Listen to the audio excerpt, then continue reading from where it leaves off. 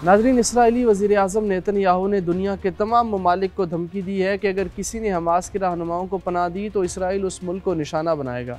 Qatar पर हमले की भोंडी दलील पेश करते हुए नेतन्याहू ने अपनी एक नई वीडियो में पाकिस्तान का 2 मरतबा जिक्र किया और कतर पर हमले का जवाब तराशने की कोशिश की है। नेतन्याहू का कहना था कि हमने वही किया जो 9/11 के बाद अमेरिका ने किया था।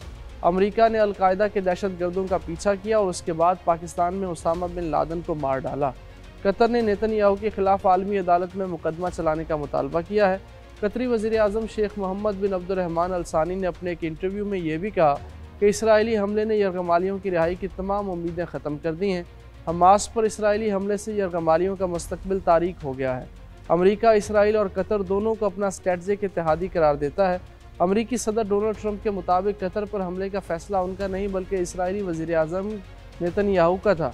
उनके बकौल अमेरिका ने कभी उस फैसले की हिमायत नहीं की। अमेरिका और कतर दिफाई ताउन के एक मुआहदे पर मुज़ाकरात कर रहे हैं। तवक्को है ये मुआहदा जल्द हो जाएगा, लेकिन क्या इसराइली हमले की सूरत में अमेरिका इसराइल पर जवाबी हमला करेगा?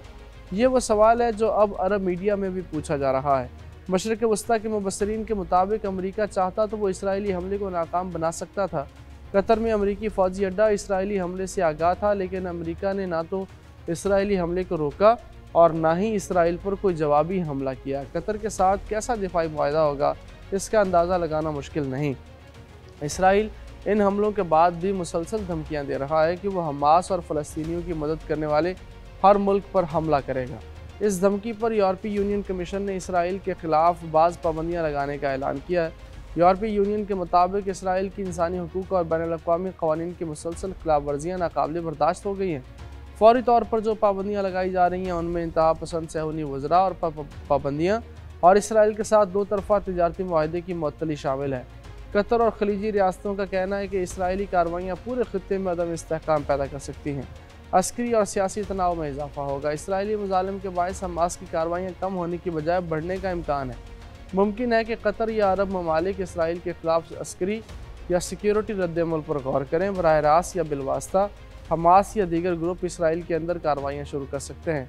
इसराइल के खिलाफ शाम और लेबनान से नई मुज़ाहमत का आगाज़ भी हो सकता है। इसका दारोमदार खलीजी ममालिक की पॉलिसी पर है, वो मुज़ाहमत का रास्ता इख्तियार करते हैं या सिफारतकारी का। नेतन्याहू की इस जारहियत ने अमेरिका और इसराइल के ताल्लुकात में भी बड़ा रखना डाल दिया है। सदर ट्रंप को डर है कि अरब ममालिक इसराइली जारहियत के बायस रूस और चीन से ताल्लुकात बढ़ा सकते हैं। कतर भी अमेरिका के साथ दिफाई मुआहदे से इनकार कर सकता है। यह भी मुमकिन है कतर अमेरिका पर दबाव डालने के लिए फ़ौजी अड्डा खाली करने का मुतालबा कर दे। मशरिक़ वस्ता के हालात कोई भी नया रुख इख्तियार कर सकते हैं। एक बात तय है कि इसराइली हमले ने तमाम अरब ममालिक को अदम तहफ़्फ़ुज़ का शिकार कर दिया है। दूसरी तरफ इसराइल उन्हें मुसलसल धमकियाँ भी दे रहा है।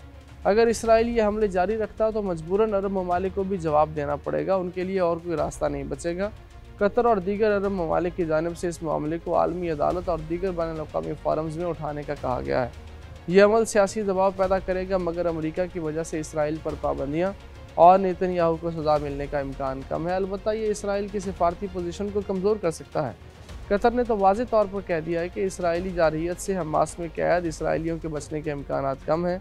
इसराइली हुकूमत के मुताबिक 48 अफराद अभी हमास की कैद में हैं, जिनमें 20 के करीब जिंदा हैं। अमेरिकी सदर ट्रंप भी कह चुके हैं कि ज़्यादातर यरगमाली मारे जा चुके हैं। इस सूरत हाल के ज़िम्मेदार नेतन्याहू हैं। हकीकत यह है कि इसराइल ने कतर में हमास के रहनुमाओं को निशाना बनाकर एक ऐसी गलती की है जिसने न सिर्फ मशरिक़ वस्ता बल्कि आलमी सियासत की बसात को भी हिला कर रख दिया है। ये जारहियत एक ऐसा जुआ साबित हुई है जिसने अमेरिका को मुश्किल में डाल दिया है। अरब दुनिया में अमेरिका के ख़िलाफ़ तनकीद भी बढ़ रही है। ये कशीदगी बराह रास्त अमरीकी असर व रसूख को मुतासर कर रही है। दूसरी जानिब चीन और रूस को इस सूरत हाल से सियासी और मुआशी फ़ायदा होगा। चीन बेल्ट एंड रोड इनिशिएटिव के ज़रिए खित्ते में अपनी मुआशी जड़ें मजबूत कर चुका है और अब वो सियासी महाज पर भी एक सालसी कुव्वत के तौर पर सामने आने की पोजीशन में है। सऊदी अरब और मुत्तहिदा अरब इमारात जैसे ममालिक तेल और तवानाई के मामलात में पहले ही चीन के साथ गहरे ताल्लुकात इस्तवार कर चुके हैं। कतर पर हमले ने रूस को भी ये मौका दिया है कि वो खुद को अरब दुनिया के दोस्त और हामी के तौर पर पेश करे और अमेरिका के मुकाबले में ज़्यादा काबिल एतमाद पार्टनर दिखाई दे। इसराइल ने यह हमला करके ये पैगाम देना चाहा कि वो अपने मुखालफिन को दुनिया के किसी भी हिस्से में महफूज नहीं रहने देगा, मगर नतीजा उल्टा निकला। ये कार्रवाई कतर और उसके इत्तेहादियों को मज़ीद करीब ले आई। असल मसला अब अमेरिका के लिए है। अरब दुनिया के साथ पैदा होने वाले ताल्लुकात में दरार को पुर करना उसके लिए आसान नहीं होगा। अगर वाशिंगटन खित्ते में अपना असर व रसूख बरकरार ना रख सका तो यह खला चीन और रूस पुर कर देंगे। कतर पर इसराइली हमला सिफारती नाकामी और अमेरिका के लिए ख़तरे की घंटी है। ताकत की नई शतरंज बिछ चुकी है जिसके नए खिलाड़ी चीन और रूस हैं और अमेरिका इस बिसात पर अपने सबसे बड़े मोहरे के साथ कमज़ोर होता जा रहा है।